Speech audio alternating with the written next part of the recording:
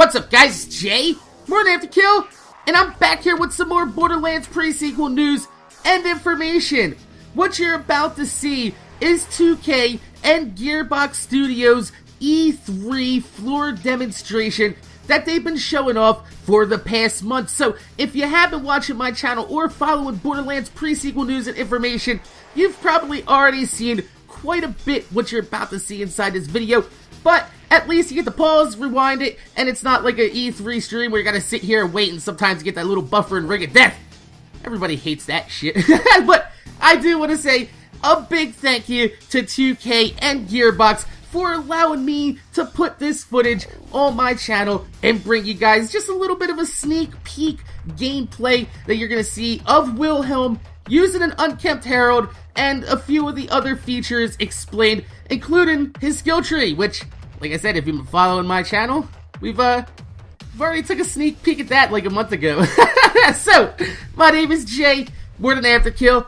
Thanks for watching, thanks for subscribing, thanks to 2K and Gearbox for allowing me to put this up, and if you could put a thumbs up on the video, I would highly appreciate it, because it gives me motivation to make more videos for you motherfuckers that watch my motherfucking videos. So thanks for watching, and I'm gonna see you guys later.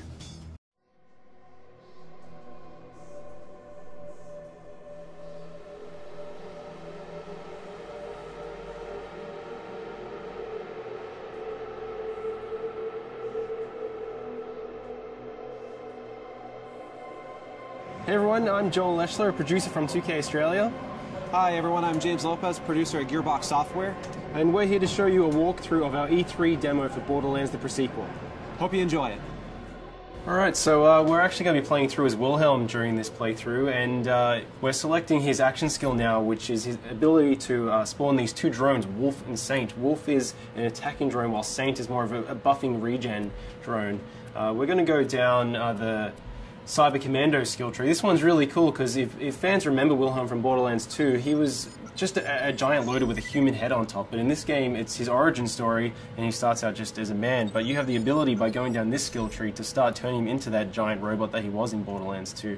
We're selecting the Power Fist skill here, and you'll see that they actually replaced his arm with this robotic one. This one's really cool because it'll deal extra melee damage, and you can actually attack enemies from further away.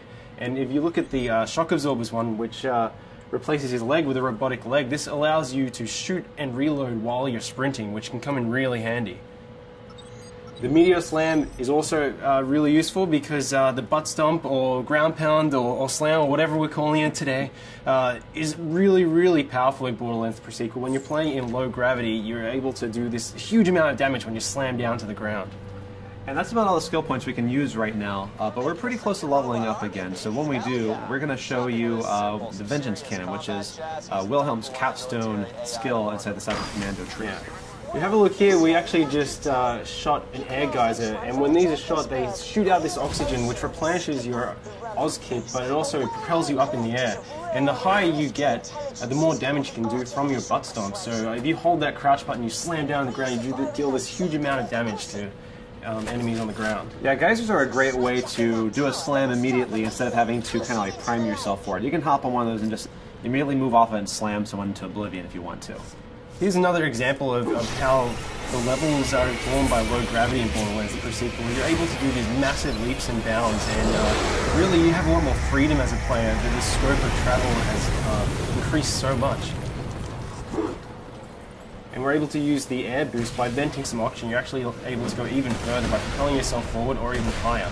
Yeah, and it's cool that we have these abilities. They obviously come with some cost on the oxygen meter, but we give plenty of ways for you to get that oxygen back. You know, we've got oxygen canisters that drop when you kill enemies. We have the air geysers. We have other like cracks in the ground that air can come out of. They won't give you that jump, but they will give you back your oxygen. We also have oxygen generators, and even like certain Oz kits will allow you to create an oxygen bubble whenever you do a slam attack.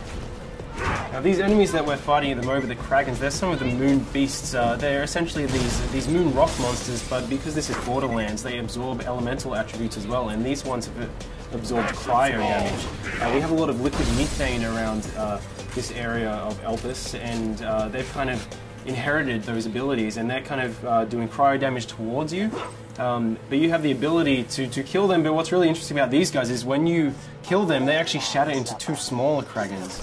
Yeah, so you might start off one-on-one and feel like you've got a pretty even fight, but as they break into smaller groups and become more numerous, you might have a really big fight on your hand. Alright, why don't we try and show off Wolf and Saint here, Wilhelm? Alright, so Wilhelm just deployed Wolf and Saint. Those are his 2 drones. Wolf is going to go out and cause some trouble. Saint's going to stay fairly close by to replenish Wilhelm's shields as they ever drop. Now, our Wilhelm player is pretty pro, so you know, might need to get a little bit more challenging fight for him. You can see these beautiful ice particles. With the new cryo element that we brought into the game, you can freeze and shatter any enemy, and depending on which angle you attack these guys from, they're actually going to float off into low gravity in that direction. If you slam down an enemy while they're frozen, you're actually going to split them in half and watch their ice chunks float off. Yeah, that's really cool because the way that they shatter is always kind of customized to like whichever way you hit them. So it never really gets old. It's always different each time. It's really fun.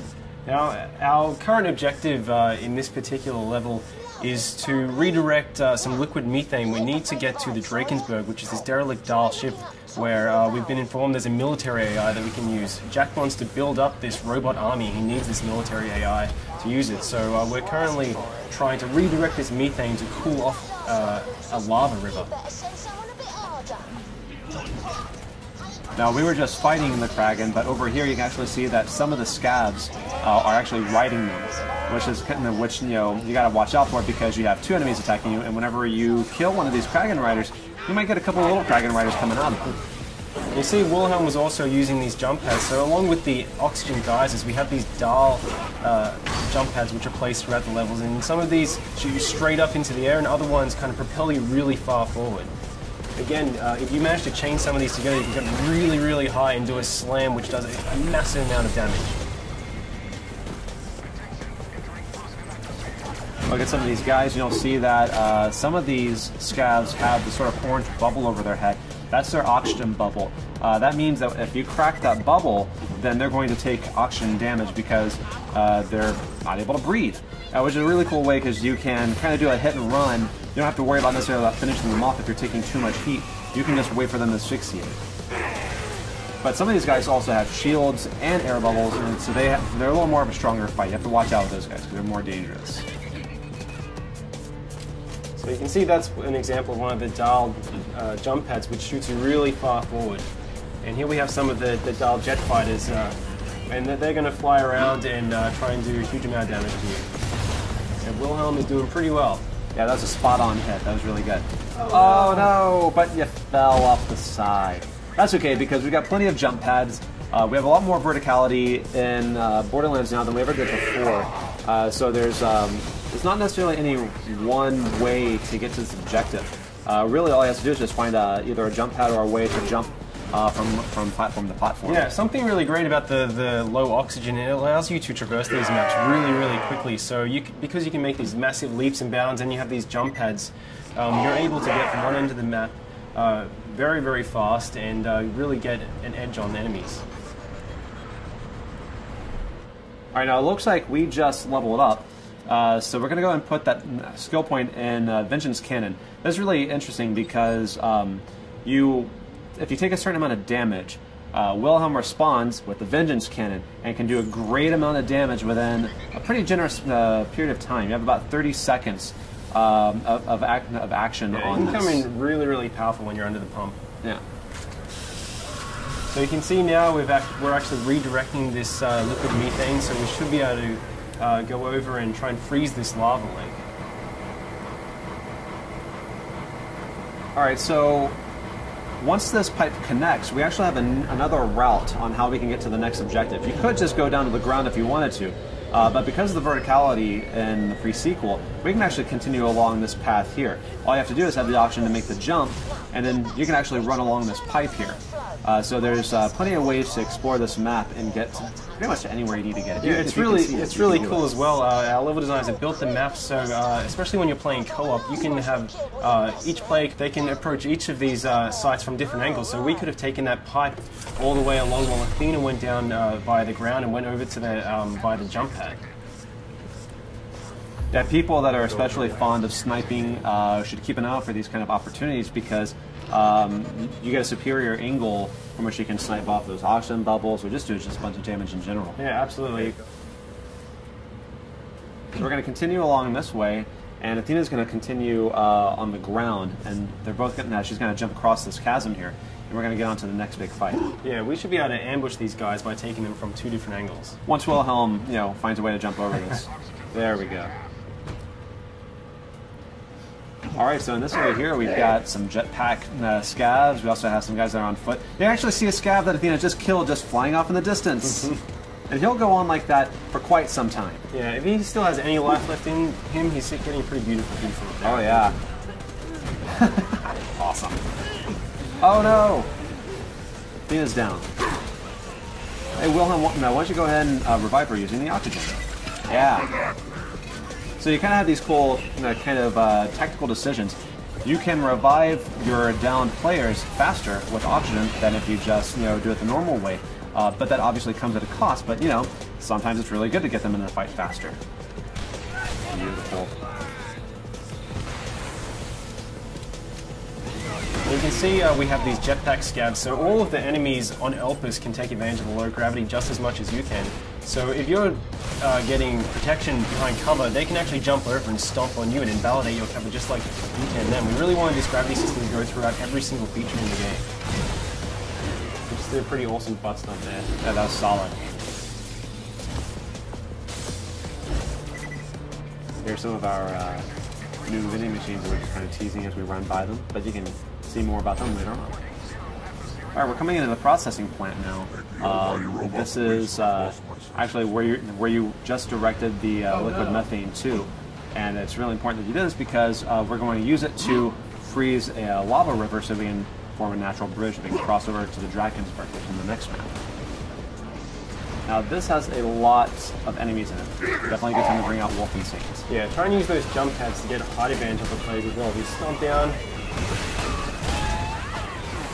He just shocked that scav when he did that ground pound because of his because of the Oz kit that he has. It's really cool because each Oz kit can have a variety of features on it. Some of them will do your basic oxygen extension, but some also add elemental attacks. Some will create oxygen bubbles whenever you do a slam. There's a lot of layers to them because it's really important to us that our gear be relevant and offer some really cool stuff. Obviously, these sort of varieties are really important to us.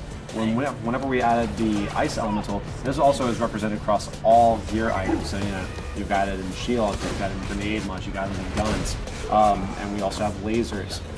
Lasers support all the elementals, so we've added even more bazillions of gear. Yeah, you can see right here we have an ice laser. So we're able to shoot this beam, this kind of freeze ray, and then we can do a butt stomp and hopefully shatter this guy. Getting close. Nearly. Uh-oh. Remember, the higher you get, the more damage you're going to do. So, very close.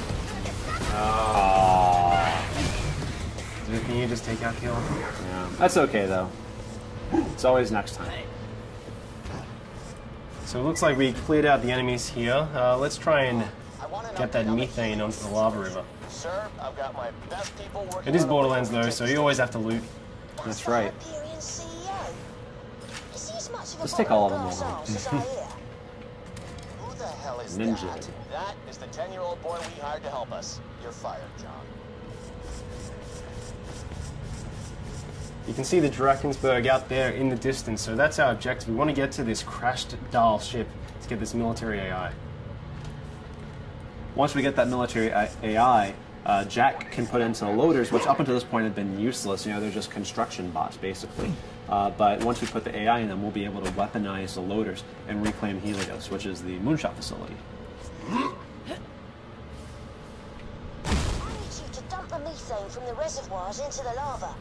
We'll create our own path by cooling it off. This is gonna be ace. The lake should be safe now. Let's get to the Drakensburg so you success. can find that Let's make our way over to the Drakensburg. Lads, looks like we're going to have guests over. The kind the bosun wants dead as quickly as possible. Of course, what would Borderlands be without a bunch of big baddies to have to fight? Yep, they just get bigger and bigger. I really like that he is an ice dragon, but he also has lava inside of him. Yeah, I see that all the time. Yeah, it makes sense. All right, guys, and that's our E3 demo. We hope you enjoyed seeing it.